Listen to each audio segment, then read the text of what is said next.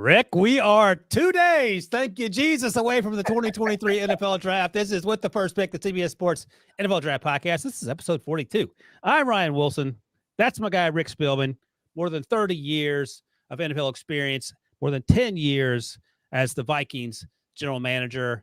And Rick, you like to give me the business because I've taken to calling these players young men. Today, taking it a step further. We're going to talk about our favorite fine young men in this draft class, both the big names and some sleepers to keep an eye on throughout the draft weekend. First, a few things. Our final With the First Pick mock draft is in the feed. We did that yesterday with that guy, Josh Edwards. And on Wednesday evening, Rick and I will be doing a live chat, taking your questions, which reminds me, Rick, if you got a question, send them to Debo. You can do it on Twitter. You can do it on Apple Podcasts. You can do it on the YouTube page. It does not matter. Debo will find them, and we will try to talk about them. And finally, Thursday night, Friday night, and Saturday night, we'll go live. I mean, geez, oh, pizza. We'll go live to recap that day's action, and it will also be simulcasted on CBS Sports HQ on Friday and Saturday. So you'll get to see me and Rick in something other than a hoodie, and Rick in his, you can break out your finest Galliabera. Debo, look at that. He's got Galliabera's shirt number 5 on, I believe. This one actually is the best of the bunch. What do you think of this one, Debo? I like the one from Monday a little bit better, the blue one with the little champagne glasses. All right. I think you're getting better. I think is the overall takeaway. If you're listening, unfortunately, you have to go to YouTube to see Rick's latest fashion statement. And somehow, Rick, you're handsomer than you were the day before. So I give you credit for that. I asked you this in between breaks while we were talking to some of these players earlier today, Rick. Are you more exhausted as a media member in the run-up to the draft, or were you more exhausted at this point in the process when you were general manager? Today, I'm more exhausted as a media member. So, jeez, no pizza. Think about that. No, it's been it's unbelievable. In my first experience, actually going through this cycle on the media side, and the thing that I enjoy the most when you're with a team, you're just so honed in on what you need to do. You're aware of what's going on, and you have to be aware of team needs and potential movement up and down, what potentially can happen, but basically, you are like locked in and loaded on what you have to do to get your team better in this draft. Here, we have to be locked in and loaded on 32 teams on what they have to do to get better for this draft. And the other point I want to make is that apparently Debo ran out of T-shirts because this is the first time in a while we do not have a guest because we couldn't offer him a T-shirt to come on this podcast. Debo, I need you to be better. And Rick, can you tell Debo how you experienced me having a mini meltdown earlier today when we had a little? Oh my God, I thought I was with Pete talking about Will Levis trying to defend himself. It was embarrassing. I was like mild-mannered Ryan, and we got along so great. And I saw this evil side come out today. Horns coming out of his head.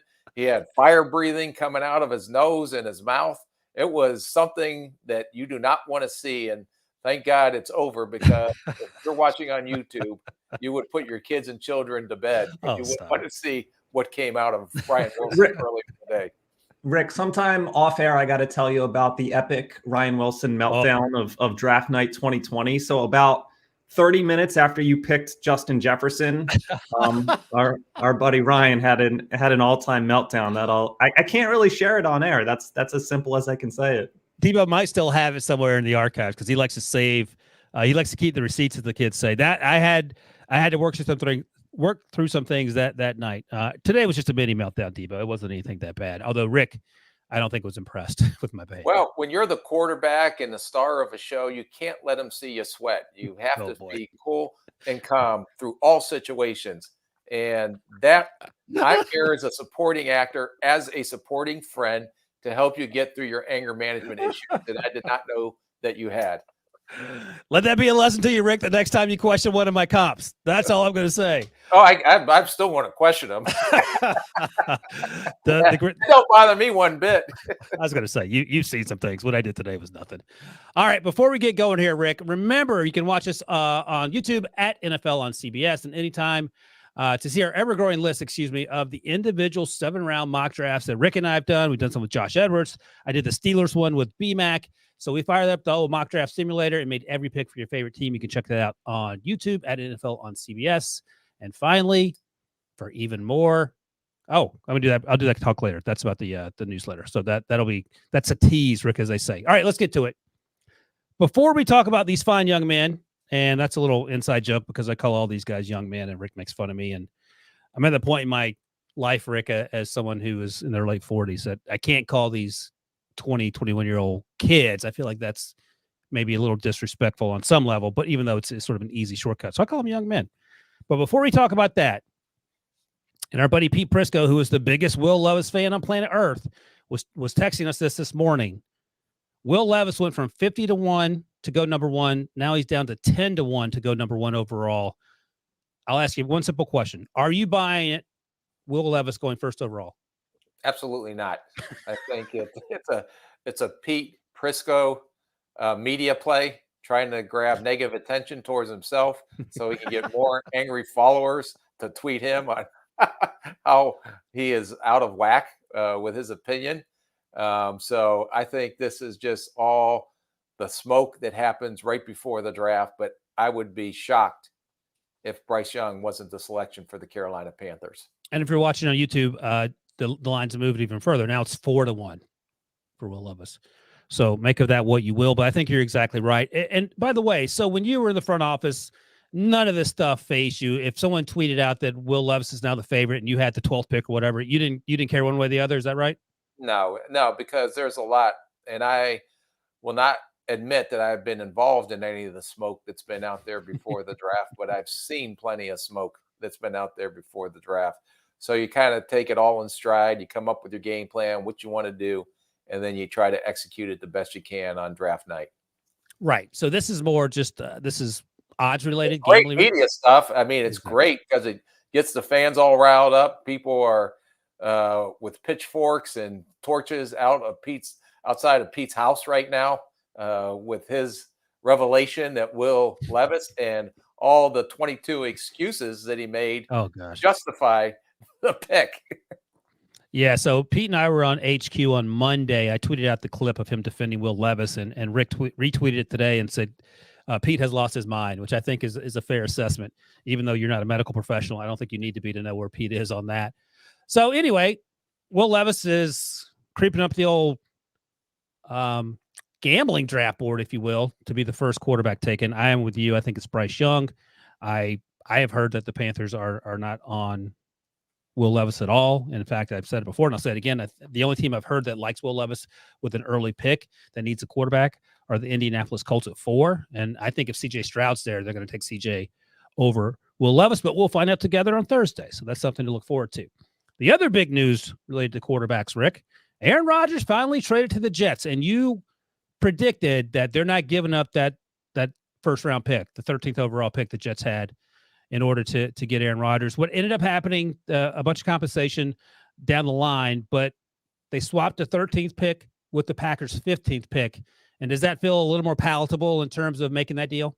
Yeah, and let me try to cut through this because I spent some time taking our trade chart that we had used that is an more of an updated version of what Jimmy Johnson had used when it all started, and all these teams actually used the trade chart. But you're looking at a lot of picks that were flopped. So 13 and 15 were flopped. The 5th and 6th rounder in this year's draft were flopped. So they don't lose a pick. They just are changing positions in the draft. And then they gave up their 2nd round pick.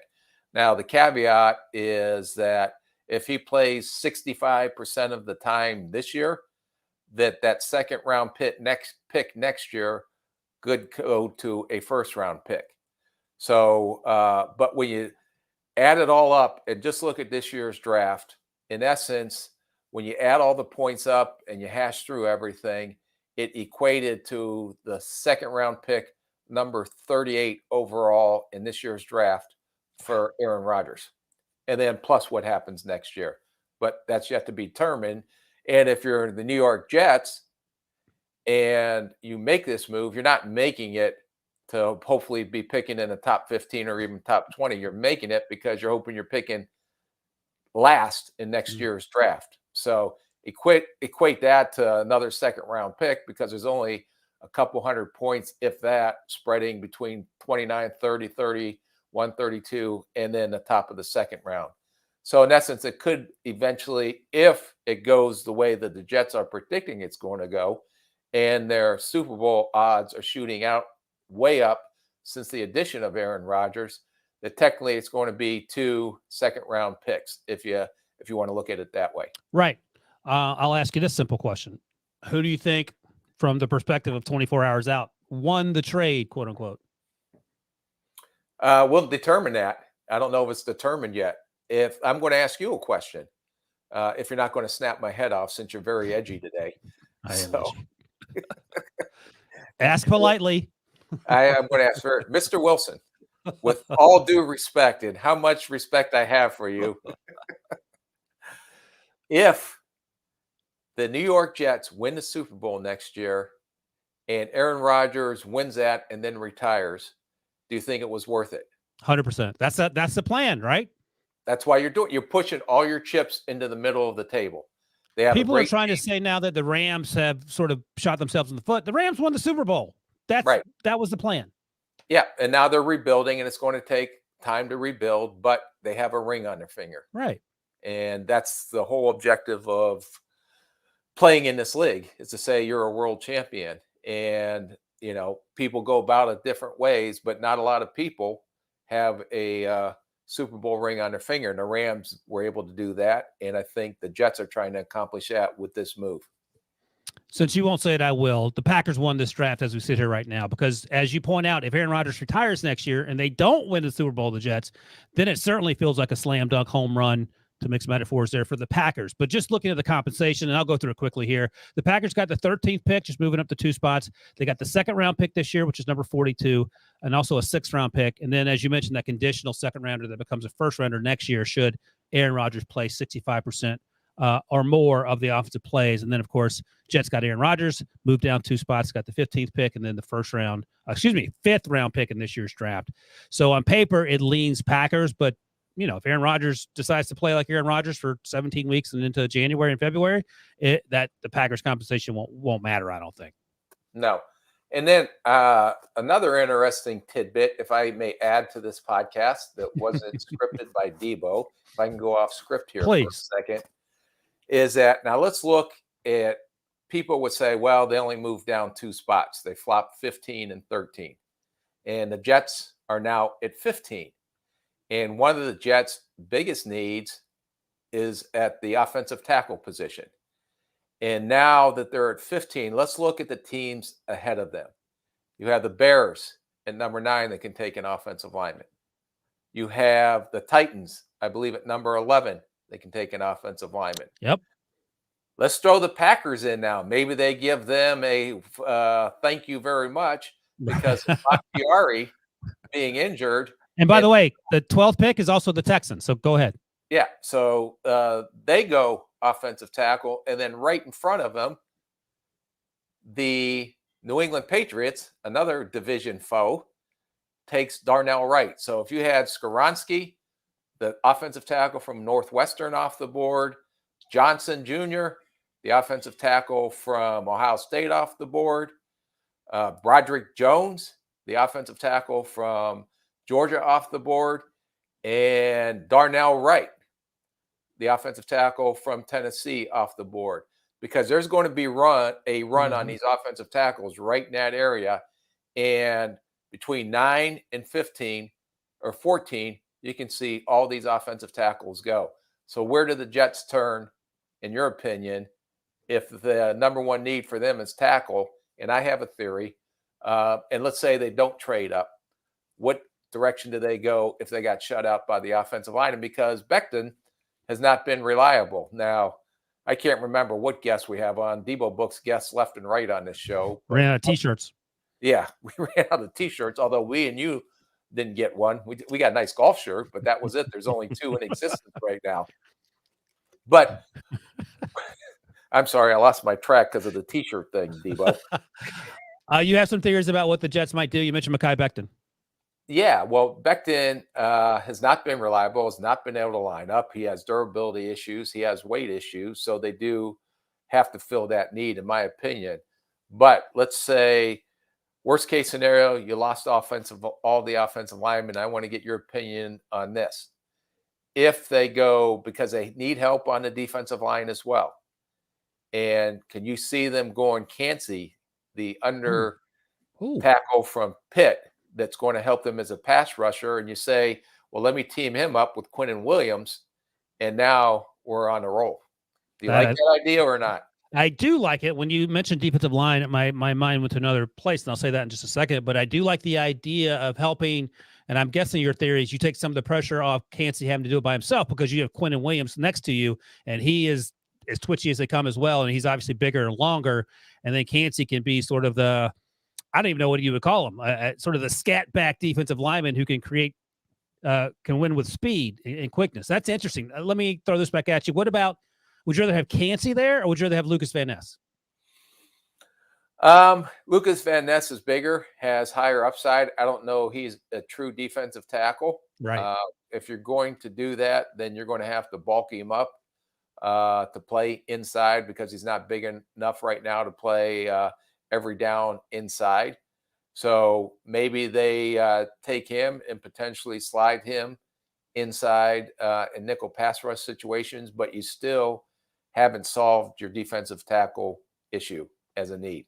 I'll throw another one at you then. Would you take Cansey here? And the issue with Elijah Cansey out of Pitt is that he has really, really, really short arms, sub 31-inch arms. Or would you roll the dice on Brian Brzee, who we've talked about in the past out of Clemson? Bad tape last year, but there are a ton of reasons for it, and you would expect him to bounce back. Yeah, because he's bigger, he's more athletic. Maybe not as polished as a pass rusher as Cansey, because Cansey is a one-gap penetrator. They'd have to adjust some of the things they do on defense to fit his skill set. But that could be a possibility too. So there may be other options, but you have to come up with an alternative in case you were planning on getting one of those 4 offensive tackles or potential guard in Skoronski, however you want to look at it. But after that, to me, there's a drop-off. Now, what about this? We know Sauce Gardner is Sauce Gardner. Is Debo going to yell at us because we're getting off script and Debo stayed up all night writing a script for us? No, he loves this. He loves getting Rick's insights, and we'll get to the script in a second. What about this? Let's say there's a run on offensive tackles, and then you're sitting there at 15 as the Jets.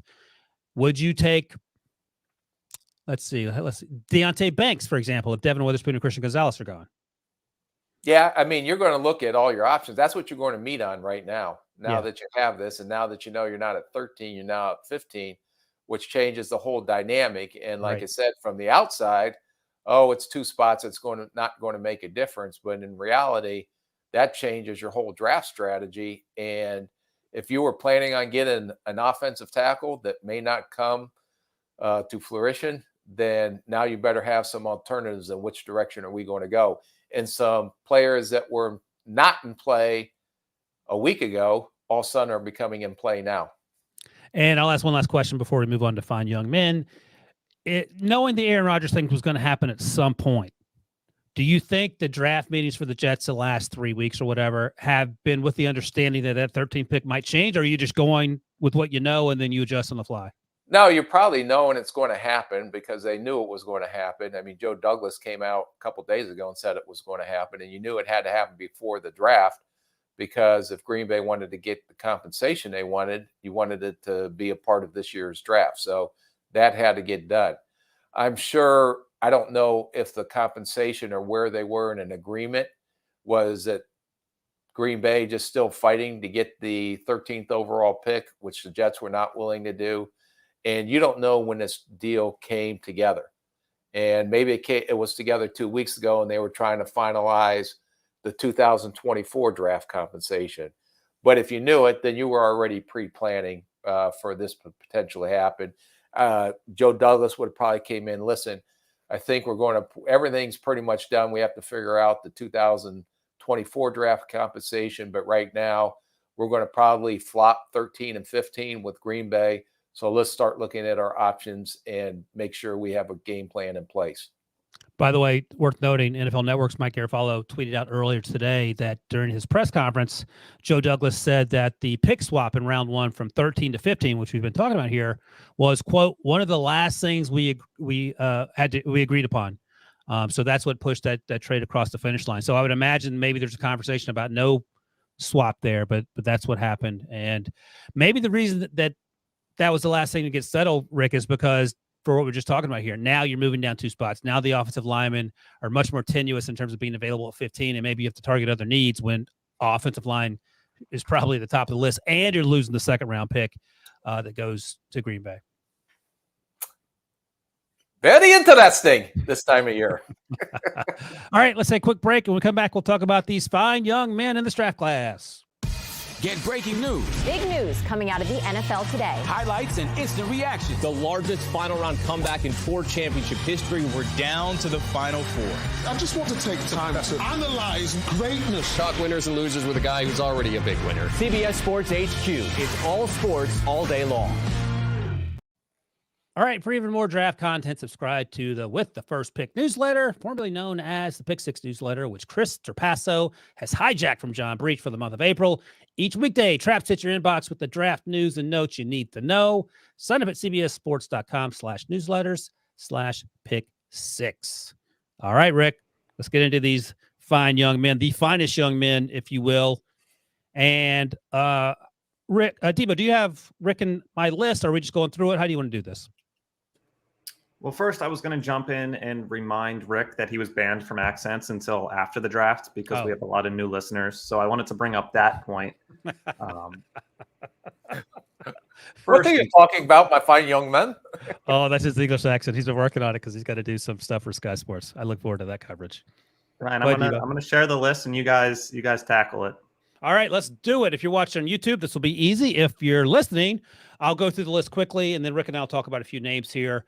So this is sort of my favorites. These are guys that a lot of people obviously have heard of and a lot of people like, and we'll talk about a few of them here.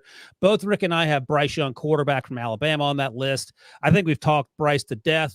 There's actually if you're watching on YouTube, you can go to the at NFL on CBS YouTube page and see an interview I did with Bryce recently. Pete missed it. Pete was very sad. Bryce was very sad. Excuse me, Rick missed it. Rick was sad that he missed Bryce, and Bryce was equally as sad that he missed Rick. But we talked a little bit about his future. Let's see. You have Will Anderson on your list, the edge rusher out of Alabama. Devin Witherspoon, the cornerback at Illinois. Peter Skoronski, the tackle at Northwestern, who we just spoke about, as well as Lucas Van Ness, the edge rusher out of Iowa. Jameer Gibbs, running back out of Alabama. John Michael Schmidt, the center out of Minnesota, who has a chance to go perhaps to the bottom of the first round. Will McDonald, the 4th, the edge rusher at Iowa State, 35-inch arms. Deion Henley, who we've also talked about it quite a bit on this podcast, linebacker out of Washington State, had a really good season last year. And Tank Bigsby, running back out of Auburn. So, Rick, I'll ask you some names on this list that I want to get your insights on. Let's start with Tank Bigsby, because I don't know if we've talked about Tank since perhaps the Combine. Had a really good season at Auburn. What do you like about him? Yeah, well, just to clarify, this Finest Young Men Award, or whatever we're giving out, whatever Debo wants to call this thing, these are guys that are not only excelling on the field, but I think they check all the boxes off the field as far as character, mental, everything that you want in a football player. A lot of these guys, I think, will even be better pros once they get in. But to hit on Tank Bigsby, I don't think he's gotten a lot of attention out there because of how deep the running back class is. But when I watched him on tape, I saw a big physical back that moves very well, excellent vision. He's always going forward on contact. He has breakaway speed in the open field. He can catch the ball. He's also, they don't ask him to do much, but I think he'll be more than willing because of his size in pass protection. And I think this guy is going to be I don't want to call him a sleeper because everybody knows him. And I think he'll go by Friday, but this guy's going to make an impact on whatever team ends up drafting him. I had a mid to early 3rd round grade on Tank Bigsby. How do you feel about that? I'm fine with that. I mean, I'm not going to argue with you. You're going to bite my head off if I do anything today that says that, boy, I really respect you, Ryan, for all the work and effort and energy you put into this podcast and all the work you do to get prepared for the draft, but he may go earlier in that. Yeah, he might. And the reason I mention that is because on my list, and I'll read through it in a second, I'm not going to read it all right now. One of my list members for the favorites, as we call it here, Rashawn Johnson, the running back out of Texas. And I have him, and maybe this is crazy, Rick, but we talked to him in the Combine. Great guy. He's a hard worker. I've said before, low mileage, which means he hasn't carried the ball a lot because he's behind Bijan Robinson. Special teamer, works hard. I have him as my running back 3, and maybe that's crazy. I have him going like mid to late 2nd round. Where are you on Rashawn in comparison to Tank? Boy, that's a tough call. I think there's a lot of discussion in draft rooms going back and forth. They both are very talented. One a little less, as you said, tread on the tires, and Roshan Johnson. I think Bigsby may be a little more explosive from a speed standpoint. So since I'm killing you on these $1 bets, let's do another side bet here. Oh, I love it. This is a good one. Go ahead. I will take $1 that Tank Bigsby goes before Roshan Johnson. Okay. I think you're the favorite on that, but I got faith in Roshan. I love Roshan. I like Tank too. Don't get me wrong. But Roshan, I think, has a chance to be a really good football player. As Pete likes to say, and by the way, Rick and I just spoke with Bijan Robinson for a few minutes, and he's a really interesting young man. There's the young man for you, Rick. Rick thinks that Pete Prisco, our buddy, thinks that Roshan has a chance to be better than Bijan. We shall see. They're both guys, both great football players. Bijan's going to go much earlier. That I do know. Now, one thing I learned about Pete, he's going on all this publicity stunt tour on all the outrageous accusations and declarations that he's making for this year's draft. And one of the things that I love about Pete is when you correct him or you provide counterfactual information, he just asks another question. He acts like he doesn't hear it. So that's the best way to win an argument. Just keep going.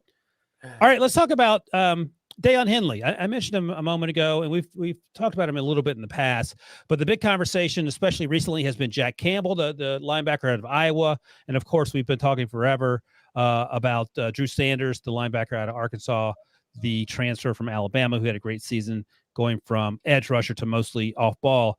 What about Deion Henley, who out in the Pac-12, a lot of East Coast guys don't stay up late and watch a lot of Washington State football, but he's been on the NFL's radar for a while, and he had a really good season. Yeah, very interesting background. He was a quarterback in high school. I had an opportunity to interview him on another show that I was doing, and this guy. Go on. And he said that he lined up at running back, he lined up at quarterback, he lined up receiver, he played corner, he played safety, and he played linebacker. And then he went to Nevada and started out a little slow there, then had a very good year before he went into the transfer portal to end up in Washington State. And I asked him specifically, you had a good year in Nevada, and why didn't you just come out last year instead of taking a risk and going into the transfer portal and going to play for Washington State? And he said, everybody that I talked to told me that I was probably going to be a Saturday pick. And I knew in my heart that I was a better player than that. And I want to prove people wrong. And I went to Washington State. He had a great year at Washington State. He's a 3-down linebacker that not only can play the run, but he can cover. He can blitz through the A-gap. I think he's underrated because of all the athlete that he is from his background. The other thing that was interesting, his dad is very famous because we asked him, who's going to be at your draft party? And he says, well, I think maybe Snoop Dogg will be there. His dad owns a record labeling company, some kind of recording company out in L.A. So they're out of Crenshaw. So they have a lot of celebrities in that area. So I imagine his draft party, you'll see a lot of famous people that are associated with his dad that will be there to celebrate when he gets drafted on Friday. I was going to walk off this podcast if you told me his dad was Don Henley. I was going to quit. The singer, Don Henley? Yeah, the Eagles. Isn't he the member of the Eagles, the original member of the Eagles? That's your jam. Wearing that shirt, Rick, you definitely know who the Eagles are. Eagles and Guy Berry go together like Eagles and Guy Berry. No, they don't. Totally the opposite. Okay, so I have, I'm looking at my old big board here. I have Deion Henley as a mid to late second-round pick. How you feel about that? Love that. Okay, perfect. I love when I get angry, you start agreeing with me. I got to do this more often. Yeah. All right, let's talk quickly about Will McDonald, and then we'll get over to my list here before we take another break. 6'3.5" is what he came in at the combine, 241.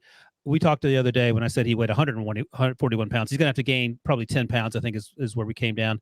But 35-inch arms, the 82 3/8-inch wingspan, those are what gets your attention. And you've said it for weeks now. You got to play him outside. You can't play him over the tackle or 4-eye, right? Yeah. No, this guy is an outside edge guy, and I don't want to make a monster out of him, but I think this guy, not only the high character and the passion for the game and how hard he plays when you watch him on tape.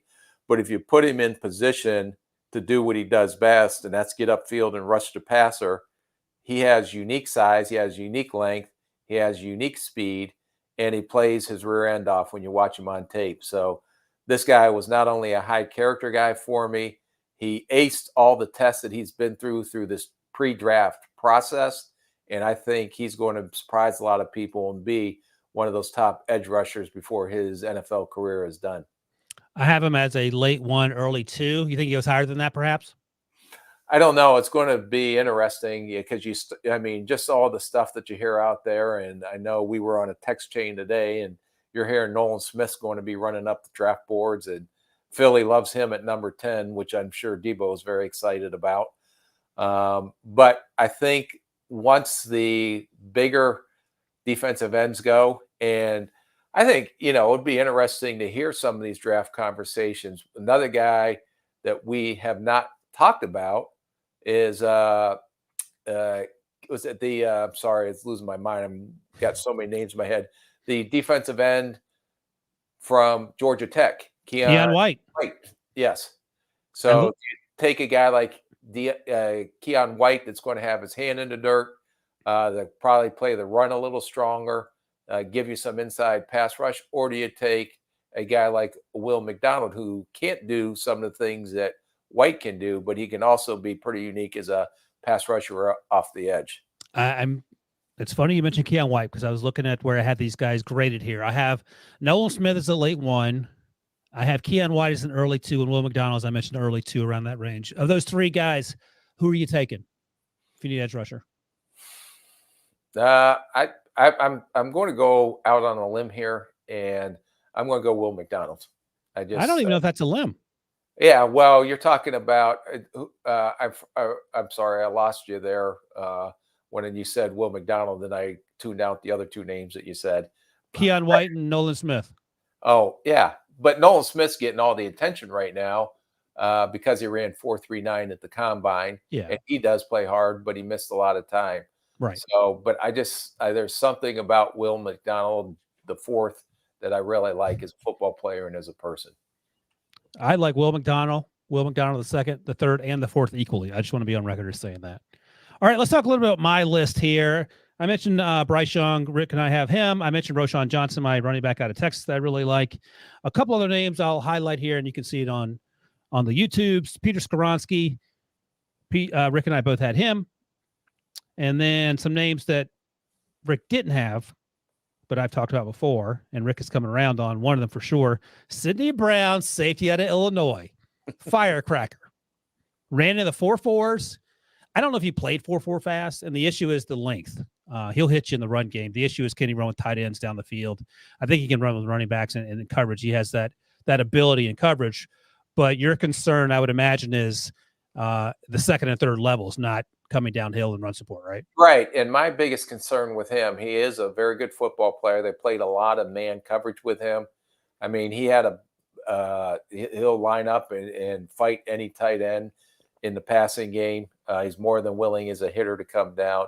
My biggest concern, and I couldn't get a feel for it, was if he has to line up as a deep safety and he has to play in cover 2 or half coverage, or if he's the free safety in a cover 3 or a 1 high look, does he have the athletic skill set and the length to still be able to function the way he does and the way they played him at Illinois? Yep. No, that's a fair point. And it's rare that you see a smaller free safety in the NFL. I have him going early day 3. You okay with that? Or do you think he sneaks into back of day 2? It depends on when the run on the safeties are. I believe the Texas A&M kid, Antonio Johnson, will go before him. Yep. Branch, his partner, it'll be interesting to see. We may have a dollar bet on this, and I will give you the opportunity to get $1 back.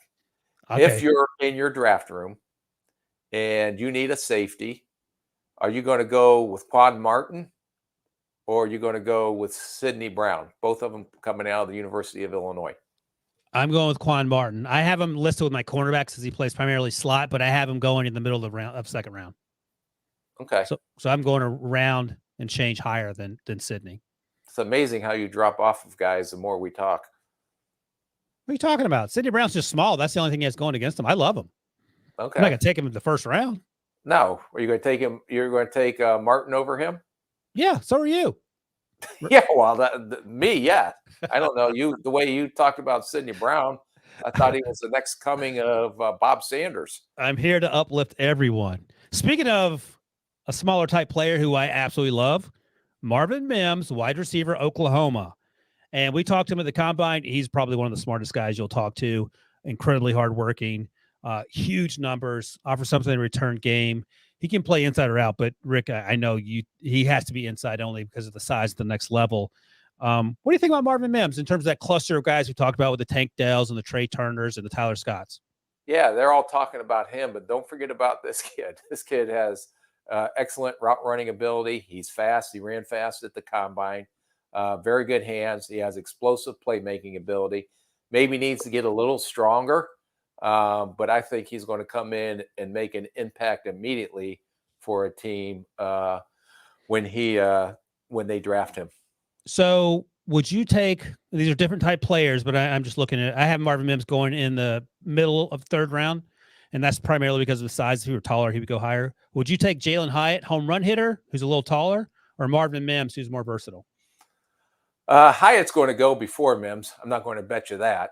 But I'm just asking who you would take if you wanted a guy that you could rely on for the next 5 or 6 years or whatever. Well, Mims. Hyatt has all this upside and potential, but as we talked about in previous podcasts, and he was a fine young man when we interviewed him on the stage at the combine and talked about Hendon Hooker and seemed to be very mature and seemed to get it, but he still was a one-year wonder. Why hasn't he done it before? Would he have had the same production if Tillman, the other receiver coming out from Tennessee, would not have gotten hurt this year? But he did it. So you have to give him credit for that. But you're also betting that he will continue to ascend, even though he only did it for 1 year at Tennessee. Okay, one other name I want to talk about here, and then we'll go to break and hit our sleepers, is Tuli Tuipulotu. Thank you. Gosh. Tuli Tuipulotu, that's his name. The defensive lineman from USC, 6'3" and a quarter, 266. He had 32 and a quarter inch arms, which feels plenty long enough. And he played mostly inside. And by that, I mean inside the tackle. And he played a little 3-tech, some 2-tech. Occasionally, they line him up at out wide, too. So he has that versatility. I think he's going to have to gain some weight if you want to keep him inside. We're not really talking a lot about him. I'm looking at my grades here. I have him going in the middle of the second round because I like his quote-unquote upside. But he had a little juice, too. I don't know if you, off the top of your head, remember what you thought about him. If not, I can tell you why I love him. Yeah, well, of course I remember about him. I have I remember all these guys, and I remember you talking about him in the fall. And the only concern is that the size. And he's kind of a tweener. He's not a pure edge rusher. He's not big enough to maybe hold up inside, maybe slide inside as a nickel rusher. He does have a knack for getting to the quarterback. You cannot deny his production.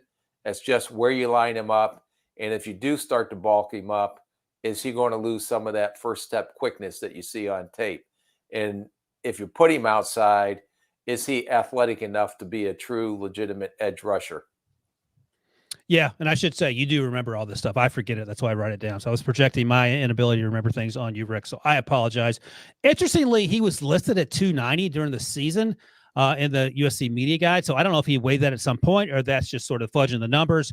But he weighed in at 266. And this is what I wrote in my notes. He's the same conversation as Drake Jackson, who was drafted last year in the second round by the 49ers. I remember watching Drake Jackson and thinking, okay, I don't get the sort of day one, day two buzz. And then I had a scout say it's projecting. And it's the same thing we've said about Lucas Van Ness. I think Tuipulotu is a better player than Drake Jackson coming out. And I think Drake Jackson actually had a really good rookie campaign.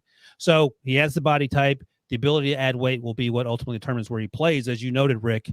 But he's one of my sleepers that we haven't really talked a bunch about. The other I'll mention real quick, we'll go to break. We won't touch on these guys because we talked about them before. Cody Mauch, North Dakota State. Love him.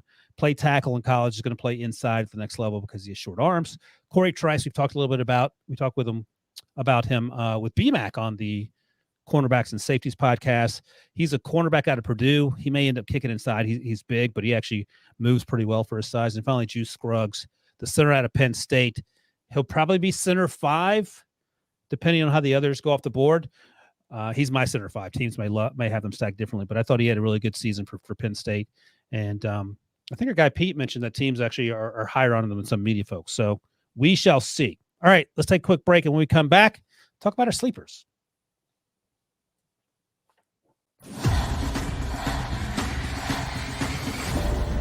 You should stay. I didn't think that this is what we were doing. I thought I had this handled when she shows up in my home. If you tell someone to stop calling you the 20th time you pick up, what you've taught them is that 20 calls is what it takes. I'm not going to be ignored, Dan. I did not kill that woman, and I'm going to prove it. This is a wild game of survival. All right, finest young men. These are our sleepers. Rick, your list, I'll read it off quickly. There are 5 names here. You can see it on YouTube if you're listening. Parker Washington, wide receiver out of Penn State. Chandler Zavala, excuse me. Zavada. It is top. I think it's L. I think it's Zavala. Okay. Well, Debo had a typo, unless I typed it wrong, which I probably could have. Yeah, that's why I was trying to smooth it over, and then you called me out for saying it correctly, and now we have to talk about it. Debo, can you give the correction, please? Was I wrong or were you wrong? I think we both were. Oh, Ryan is right, but we were both wrong. Chandler Zavala, who, by the way, Rick, and I know that it's Zavala because his dad is a Food Network star. He's on Chopped. I believe he won it twice. So Love Chopped. You love Chopped. Zavala, for some reason, didn't get invited to the combine. He played guard at NC State. He's a lot of fun to watch. Nick Herbig, the linebacker, edge rusher. He played outside at Wisconsin. Probably had to move inside at the next level. He went around 240. Brenton Strange, the tight end at Penn State. And finally, Jake Haener, quarterback out of Fresno. Let's start with Jake because we haven't talked about anything other than the top 4.5 quarterbacks for the last month. Tell me about Jake Haener.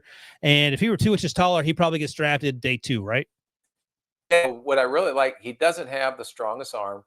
He is not the most athletic, but he just has a savvy about playing the position. And we talk about guys that are freak athletes, but they know how to play quarterback. This guy is the opposite. He may not be the freakish athlete, may not have the strongest arms, but he just has a knack for how to play quarterback. And I think he'll be a Saturday pick. I think he's going to help somebody as a backup. I don't know if he'll ever turn into a starter. My comparison to him was Case Keenum after I watched him. Yeah, Case Keenum, 13-3. He was the quarterback for that team, right? Yeah, and he's made a pretty good living as a backup for most of his career.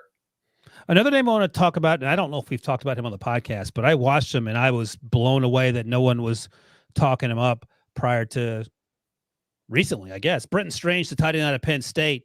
I will tell you that I have him as an early day 3 guy, and his numbers, he is almost 6'4", 253, and he ran a 4.7. What do you like about Brenton Strange compared to these other tight ends at the top of the class? Well, I just loved his competitiveness. I think they didn't use him as much on the line of scrimmage as a Y, but they use him a lot as an H-back. And when he gets out into space, he is very competitive to finish. Once he locks on, he's athletic enough to adjust in space, to moving targets. Plays like he loves the game. I think he's underrated as an athlete and in the passing game. They don't have a great passing offense. You don't see him catching vertical balls down the field and a lot of things that you've seen Kincaid do when we talked about him, the tight end out of Utah. But when he caught the ball, when he had the opportunity.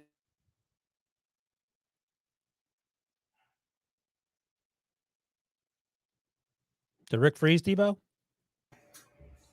Lost Rick. Wow, Rick. I'll get him back. All right. First time in with the First Pick podcast history. Rick got disconnected. Yeah, Brenton Strange. I like him too. He's actually on my list. You can see him there on the other side there. And I love the fact that he can block well. Look at my notes here. His athleticism consistently pops on tape. As Rick mentioned, he played an offense that didn't have the best quarterback situation. Also, the quarterback situation in which Will Levis could not beat out Sean Clifford, but that's a conversation for another time.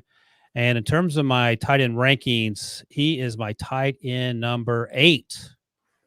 As I mentioned, early 4th round. We know about Michael Mayer, Dalton Kincaid, Luke Musgrave, Darnell Washington, Sam Laporta. We talked those guys up to death. Tucker Kraft, I think, is the next tight end off the board. And then Zach Kuntz, I like out of ODU, followed by Brenton Strange to also go on day 3. Victor Garcia in the comments says, Rick is too swole. He lost his connection. Am I back? You're back, Rick. I'm sorry. I ran out of quarter, so I've been on the internet here since 7 a.m. this morning. So I know. I went and got some more quarters. Being unemployed and homeless is no way to go through life, but we're You're making trying. it.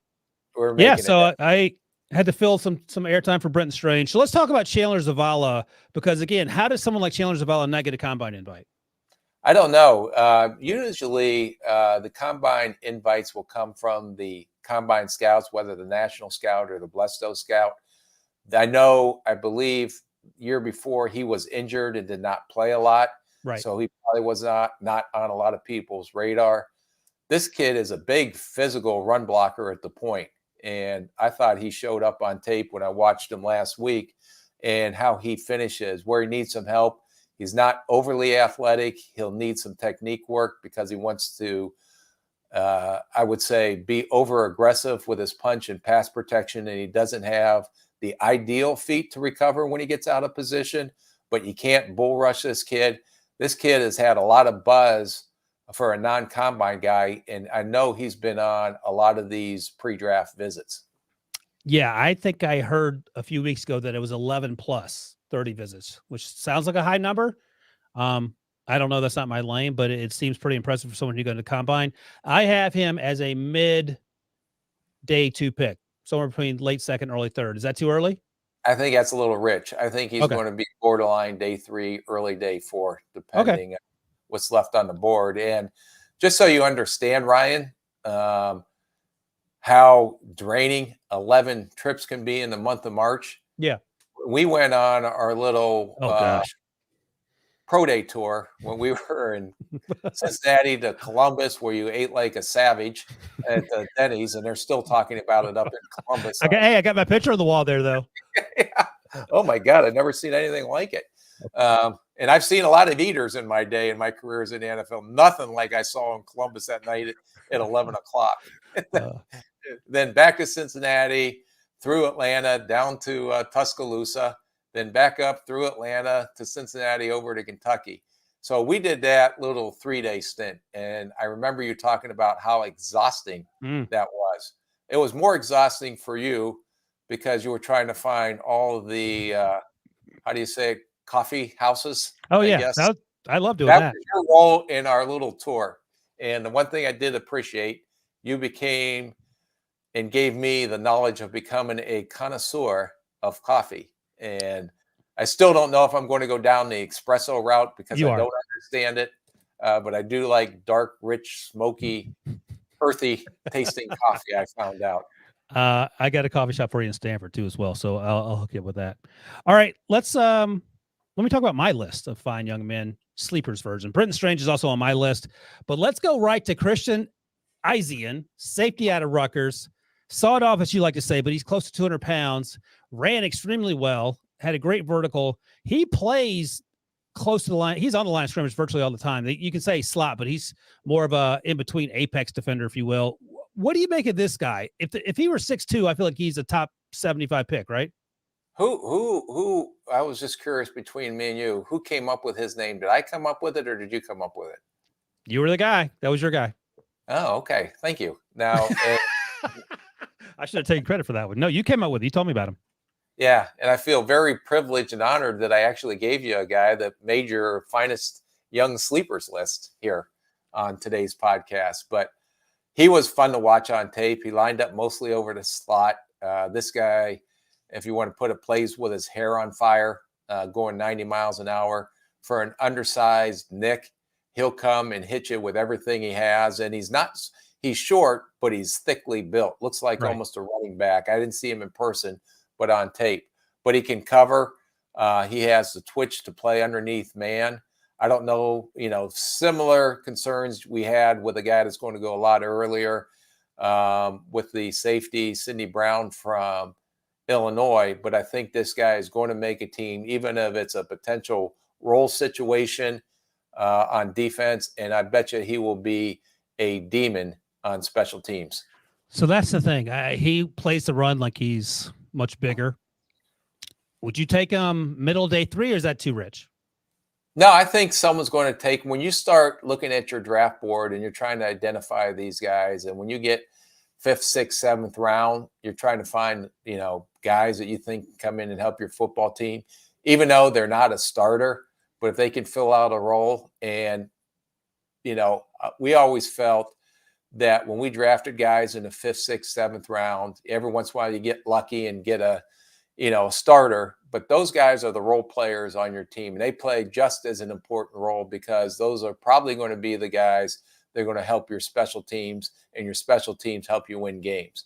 And if you do get your frontline guys hurt, a guy like this can probably step in, start 3 or 4 games. You probably wouldn't want him to be a 17-game starter because eventually he'll get exposed, but he can help you win games in certain parts of the season if he had to start, but he's going to definitely help you win games as in coverage units on special teams.